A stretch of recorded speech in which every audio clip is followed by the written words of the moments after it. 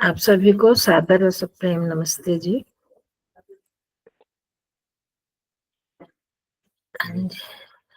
हमने ये दिव्यम स्तोत्रम वाला किया था 41वां सूत्र।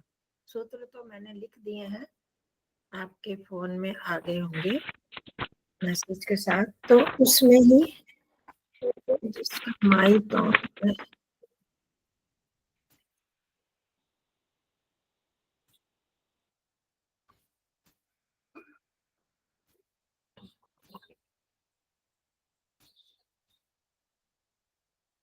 हाँ जी। तो 41वें सूत्र में था श्रोत्राकाशयो संबंध संयमा दिव्यम श्रोत्रम है, ये कि उसके श्रोत्र दिव्य हो जाते हैं, कि दूर दूर की आवाजें एक साथ बहुत सारे शब्दों को वो सुन सकता है।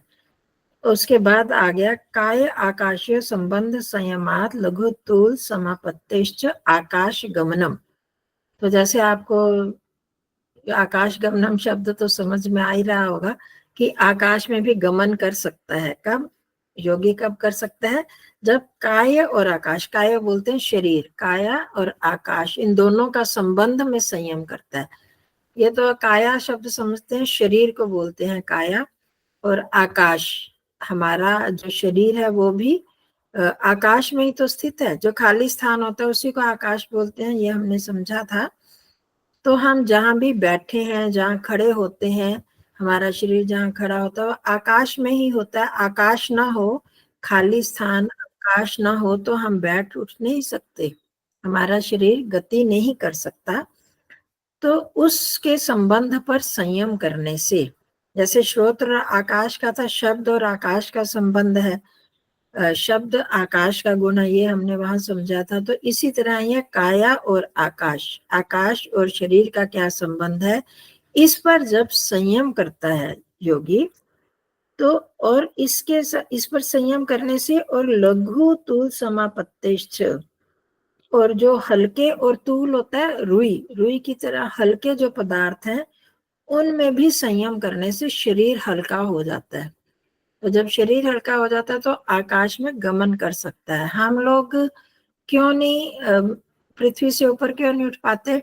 दो कारण है। एक तो पृथ्वी की गुरुत्वाकर्षण शक्ति, ग्रेविटेशनल फोर्स, और उसके बाद जो हम, उसके कारण हमारा शरीर जो है वो नीचे की तरफ खींचता चला जाता है। हमारा शरीर क्या, कोई भी पदार्थ उस गुरुत्वाकर्षण शक्ति से नीचे की तरफ जाता है।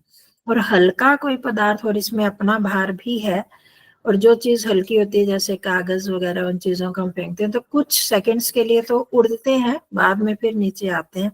पर हमारा शरीर नहीं, ऐसे ऊपर नहीं उठ सकता।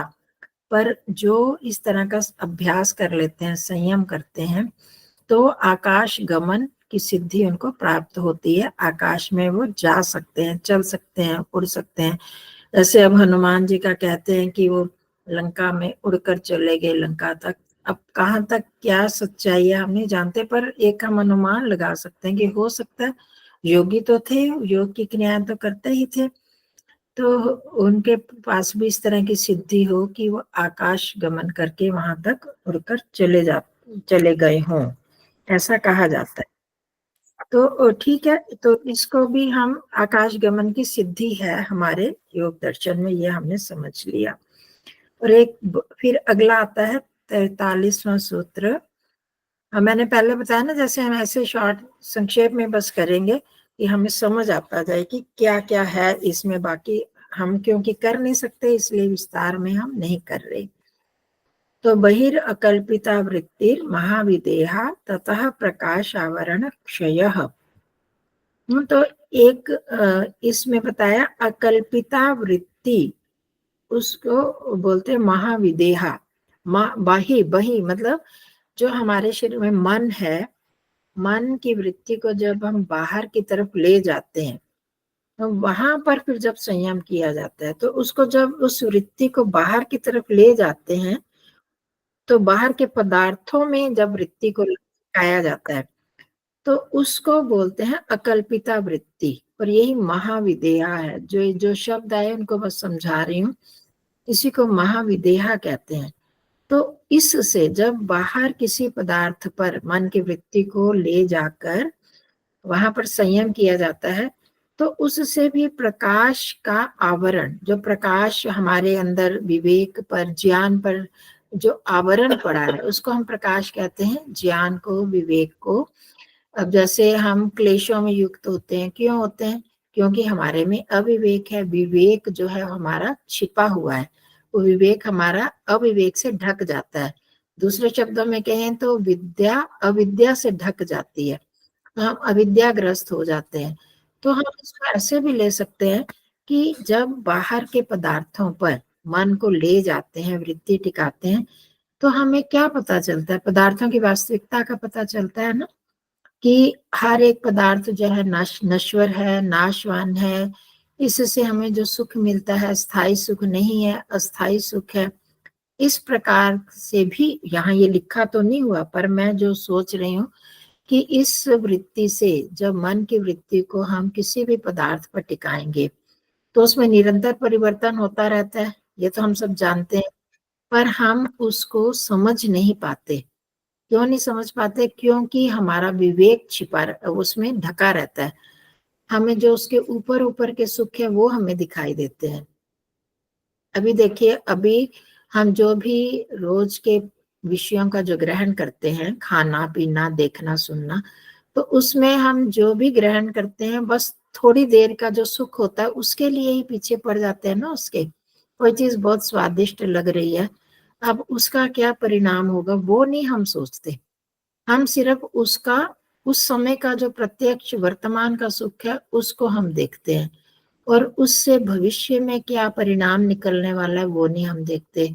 इसी तरह हमें अपने संबंधियों के साथ और पदार्थों में जो राग वृत्ति बन जाती है, हम उन्हीं में मस्त हो जाते हैं। तो वो क्यों हो जाते हैं? क्योंकि हमें लगता है उसमें सुख है। यही कारण है ना।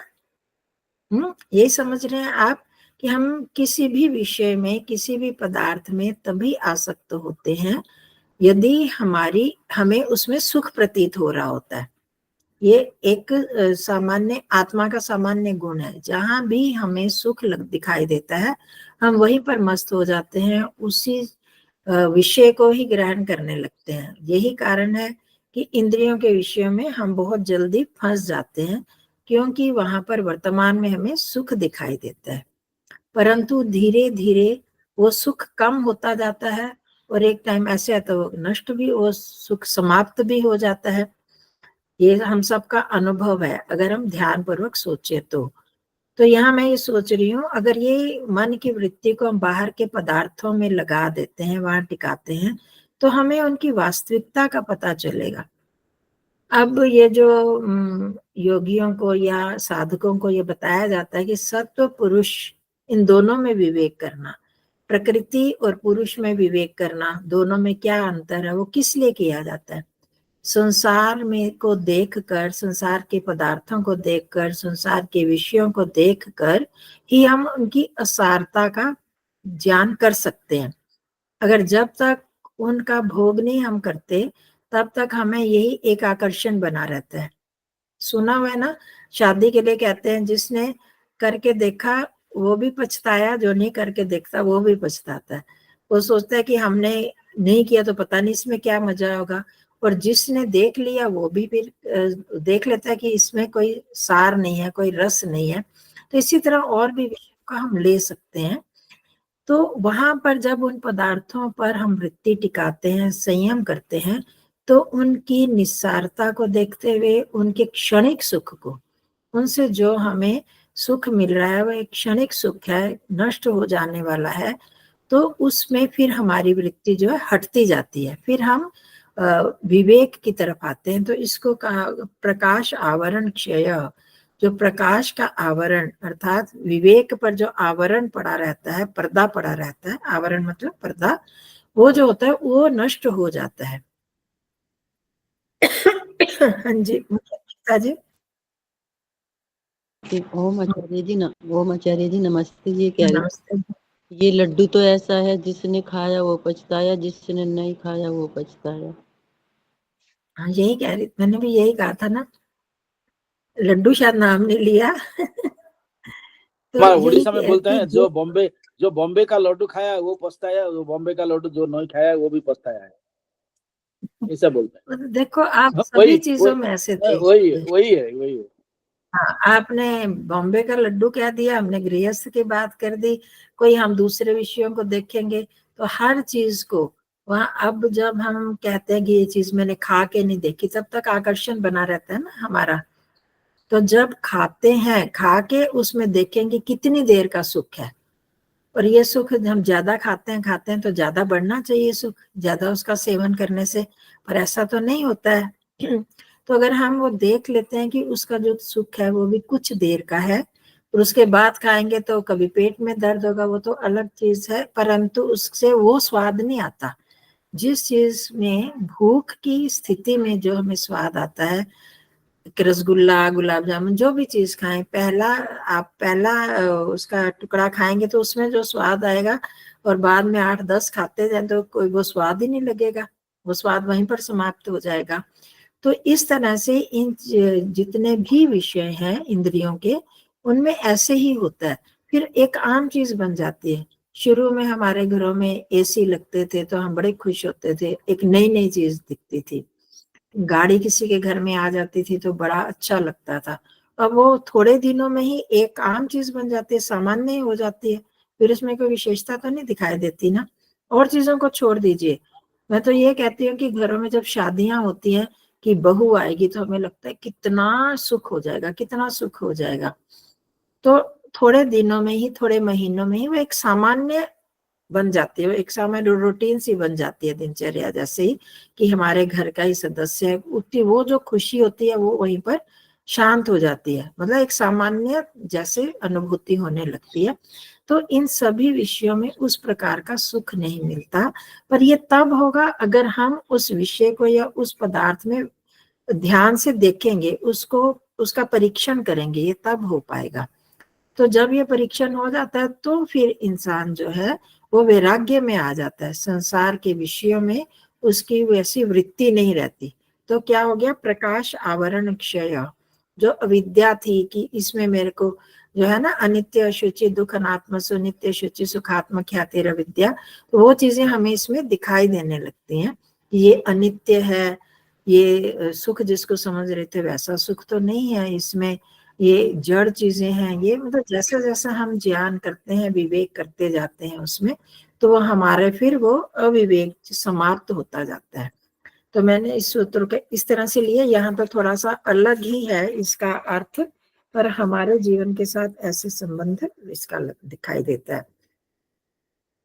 फिर अगला 44वां सूत्र, तो इसमें हम इस सूत्र से सीख सकते हैं ना, कुछ भी किसी भी पदार्थ में जहां पर भी हमारी वृत्ति ज्यादा लगती है, या जिससे हमें राग है, या जहां हमारा आकर्षण है, तो वहां पर हम कुछ देर के लिए वहां पर वृत्ति को टिकाएं, उससे देखें, उसका परीक्षण करें।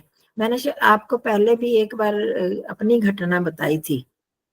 तो कई बार हम ऐसा परीक्षण करते हैं, और आनंद स्वामी जी की पुस्तकों में भी ऐसी घटना आई है, मैं उन्हीं की सुना देती हूँ इस टाइम।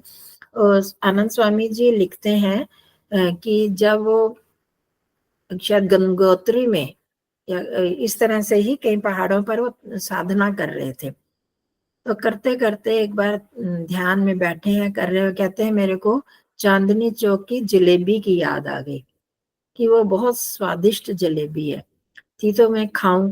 तो अब मैं यहाँ बैठा हूँ और वहां पर चांदनी चौक की जलेबी कहाँ से याद आ गई, यहाँ कहाँ मिलेगी वो। तो कहते हैं बहुत दिनों तक वो करते रहे, उसको रोकने की कोशिश की कि ये वृत्ति ना उठे, परंतु वो शांत नहीं हो रही थी, बार बार उनको परेशानी हो रही थी इसमें। तो वो विघ्न पड़ रहा था उनकी तपस्या में। तो उन्होंने, कहते हैं कि फिर आकर उन्होंने कहा कि चलो अब इसको, इस मन को खिला के दिखाते हैं कि कितना सुख मिलता है। फिर वो गए, उन्होंने, कहते हैं कि उन्होंने खूब सारी जलेबियां खाई और सोचा कि बताओ अब इसमें क्या सुख है। तो जब हम विवेक से किसी भी चीज का उपभोग करते हैं ना, तो फिर हमें उसकी वास्तविकता पता चलती है। अगर हम बस उसी लहर में कि ये स्वाद है उसमें खाते जाते हैं, खा लिया हाँ कितना स्वाद आया, तब हम नहीं समझ पाएंगे उसकी असारता को, निस्सारता को। तो जब हम उस दृष्टि से लेते हैं कि देखें तो सही, इसमें जिस चीज के पीछे इतना मन ललचा रहा था उसमें क्या वास्तव में ही सुख है, तो जब वो दृष्टि रखी जाती है तो आप देखेंगे कि हमें वहां का वास्तविकता पता चलेगी और हमारा उसके प्रति आकर्षण धीरे धीरे फिर कम हो जाता है। तो इसी तरह संसार की सब चीजों में तो हम भी ऐसे कर सकते हैं कि जिस चीज के प्रति हमारा अधिक आकर्षण है, जो चीज हमें बहुत स्वाद लगती है, जो दृश्य हमें बहुत अच्छा लगता है, जिसके पीछे हम पड़े रहते हैं, जो शब्द हमें बहुत अच्छे लगते हैं, उन्हीं के पीछे हम सुनने में बहुत समय व्यर्थ कर देते हैं। तो अब हमें क्या करना है, उस विषय को लेकर कोई भी एक ले सकते हैं, खाने का, सूंघने का, स्पर्श करने का, सुनने का, तो उस विषय पर ही हम संयम करें कि नहीं, देखें इससे मेरे को कितना सुख मिल रहा है, इससे मेरा कितना लाभ हो रहा है, कितनी हानि हो रही है। इस पर हमने पहले भी काफी चर्चा की थी। तो जब हम इस तरह से करेंगे तो हमारे जो अविवेक है वो समाप्त हो जाता है, तो इसको प्रकाश आवरण क्षय हो जाता है। तो इस यहाँ पर तो लिखा कि मन को बाहर निकाल कर वृत्ति को वहां पर जब टिकाया जाता है, मन तो बाहर नहीं जाएगा। तो यहाँ दो तरह से लिखा है, एक तो अंदर ही मन मन तो अंदर ही रहता है, बाहर तो जाता नहीं है, अकेले नहीं जाएगा मन, जब तक आत्मा नहीं जाएगी, सूक्ष्म शरीर नहीं जाएगा तब तक मन नहीं जा सकता। पर फिर भी पता नहीं किस दृष्टि से यहाँ लिखा है, हो सकता है योगियों में ऐसी कोई सिद्धि या ऐसी शक्ति मिलती हो कि वो मन को भी बाहर ले जाते हो। तो अगर मन को बाहर ले जाकर ये ध्यान की स्थिति या संयम की जाती है तो उसको महाविदेहा कहा है। तो हमारे लिए वो तो संभव नहीं है। तो मन को रखते हुए हम वृत्ति अगर किसी विषय पर टिकाते हैं जहां पर हमारा आकर्षण है, और फिर उसके विषय में हम जानना चाहते हैं कि इसमें कितना सुख है, कितनी स्थायित्व है, कितनी अस्थिरता है, जब हम ये करेंगे कोशिश, इस तरह से उस दृष्टि से देखेंगे तो हमारा वहां के प्रति राग धीरे धीरे कम होता जाएगा। इसको कोई भी आप परीक्षण जरूर करें इस विषय में, इस सप्ताह में करके देखना, किसी भी एक विषय को लेकर, ठीक है। ये होमवर्क है हम सबका। तो अगला सूत्र है 44वां, स्थूल स्वरूप सूक्ष्म अन्वयार्थवत्व संयमार्थ भूत जय। यहाँ पर भूत जय नामक सिद्धि है, ये भूत जय। भूत समझते हैं क्या होता है भूत? आगे भूत जो बीत चुका, हाँ भूत बीता हुआ समय। जी, तो जो स्थूल भूत बीता जो हुआ है तो समय। पृथ्वी। एक बोलो, पहले मुनि अक्षिता जी बोली। हाँ, मैं तो यही कहती हूँ, एक तो ये काल बीता हुआ, और एक ये भूत जो 5 भूत होते हैं, आकाश, वायु, अग्नि, जल, हाँ जी, पृथ्वी। ठीक है, पांच भूत या बीता हुआ समय, या भूत जय, भूतों पर जय। हाँ जी, आप पात्रो जी, आप क्या कह रहे थे? वही पृथ्वी, जल, अग्नि, वायु, आकाश। हाँ जी, यहाँ पर वही उसी का ही प्रसंग है। 5 महाभूतों पर जय प्राप्त कर लेता है योगी। कब? जब उनके स्थूल, यहाँ 5 चीजें बताई, उन भूतों के 5 प्रकारों पर जब संयम करता है। 5 प्रकार है उसका, स्थूल स्वरूप, सूक्ष्म, अन्वय और अर्थवत्व। तो संक्षेप में मैं बता दूं, यहाँ पर जो जितने भी भूतों के परमाणु बने हैं वो सत्व रज तम से ही बने हैं। उनका कभी स्थूल रूप हो जाता है, कभी सूक्ष्म रूप में हमारे सामने आते हैं उनका स्वरूप। जैसे पृथ्वी का ये ठोस स्वरूप हमारे आता है, जल का तरल स्वरूप आता है, इनकी ठंडक आती है, अग्नि का गर्मी, ये इनके स्थूल स्वरूप हुए। सूक्ष्म स्वरूप अलग है, इसमें कितना सत्व की प्रधानता है, कितना अंश सत्व का है, कितना रज का, कितना तम का। फिर इनमें अन्वय जो इसमें सत्व रज तम मिले हुए हैं, शुरू से लेकर अंत तक इनकी प्रक्रिया को समझते हुए। तो इस तरह से इन सब का बताया, उसको हमें इतनी आवश्यकता नहीं है। बस इनके जो अलग अलग रूप हैं, सूक्ष्मतम से लेकर स्थूल तक, जितना भी इन 5 महाभूतों के रूप है, उन पर जब संयम किया जाता है, योगी संयम करता है, उनके क्योंकि स्वरूप को समझेगा, ये कैसे बने हैं, किस अंश, कितने कितने अंश किस किस चीज के इसमें मिले हैं, इनका क्या उपयोग है, कितना हमारे जीवन में क्या प्रयोग है, इनके गुण धर्म क्या है। जब इन सब पर वो संयम करेगा तो उनकी सूक्ष्मता को समझ सकता है, उनके गहराई में चला जाता है, तब उन पर वो जय प्राप्त कर लेता है। अर्थात वो हमको प्रभावित नहीं करेंगे, पंच महाभूतों से वो अपनी आवश्यकता के अनुसार उनका प्रयोग कर लेता है। पंच महाभूतों पर जय प्राप्त करना मतलब कि उनका जैसे उपयोग लेना चाहे ले सकता है।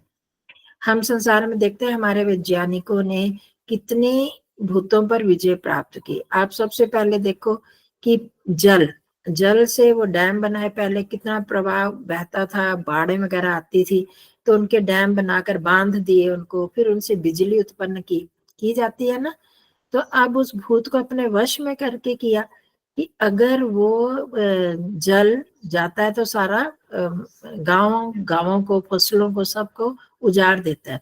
परंतु उसी भूत पर, उसी जल महाभूत पर विजय प्राप्त करके वैज्ञानिकों ने क्या किया, बिजली इत्यादि इनकी उत्पत्ति की और बाढ़ से भी बचाव किया। दूसरा, इसी तरह से हम देखते हैं विद्युत पर, विद्युत अग्नि का ही स्वरूप है, उस पर भी इन्होंने जय प्राप्त करके क्या किया, बिजली की कितनी ही चीजें बनाई हैं, बिजली का कितना उपयोग करते हैं। वायु पर जय प्राप्त करके एसी बनाए, पंखे बनाए, वायु से कितनी चीजें, कितने तरह की मशीनें चलती हैं। तो इस तरह से इन भूतों का ये तो हमें संसार में भी दिखाई देता है कि ये तभी तो इनका उपयोग हम अपनी मर्जी से कर सकते हैं ना। उन पर जय प्राप्त करना अर्थात उनको अपने वश में करके हम किस प्रकार से उनको उपयोग में ला सकते हैं।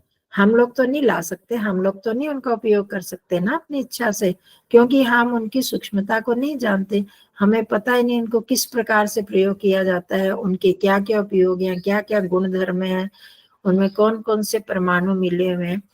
तो ये वैज्ञानिक मतलब स्थूल रूप में ही करते हैं, परंतु इन्होंने भी विजय प्राप्त की। तो इसी प्रकार जो योगी है वो भी जब इनकी सूक्ष्मता को जान लेता है, गहराई में चला जाता है, तो इन भूतों पर, पंच महाभूतों पर विजय प्राप्त कर लेता है और उसके उनका उपयोग अपनी इच्छा अनुसार वो कर सकता है। वो इसको नहीं मतलब भूतों से वो घबराता नहीं है, वो उस पर आक्रमण नहीं कर सकते या अपना दुष्प्रभाव नहीं डाल सकते।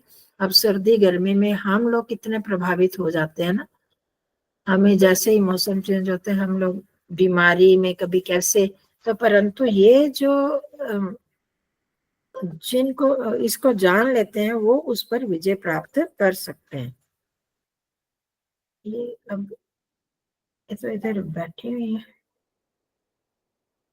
हाँ जी नीलम बहन जी। हाँ जी।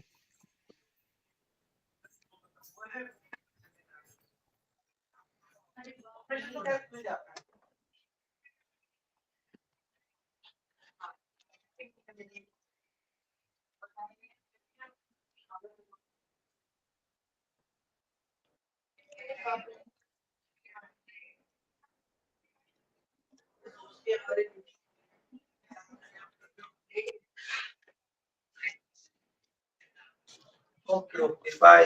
मम्मा से बात करनी है एकता दीदी। Okay okay bye. ठीक है। वो है तो छुट्टी के लिए। आपका म्यूट है, ऑन कीजिए। माइक नहीं खुला हुआ आपका। आपका माइक म्यूट है आपने।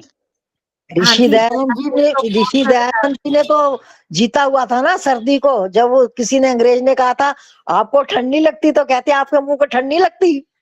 हाँ जी सर्दी को नहीं जीता हुआ था, उन्होंने इन भूतों पर ही जो प्रकृति के तत्व है इन पर विजय प्राप्त कर लेते हैं ना। वही चीज मैं बता रही थी कि योगी लोग जो थोड़ा भी अभ्यास से, नहीं तो हम लोग तो इनको समझ नहीं पाते ना, जैसा मौसम होता है उससे प्रभावित हम हो जाते हैं।